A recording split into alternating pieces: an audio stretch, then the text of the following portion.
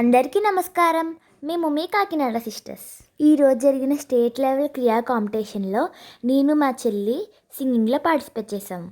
ఈ ప్రోగ్రామ్కి చీఫ్ గెస్ట్గా జయప్రకాష్ నారాయణన్ గారు వచ్చారు. సెల్ ఫోన్ ఎక్కువగా వాడకూడదని తెలియచేస్తూ మా చెల్లి పాడిన జానపద గీతం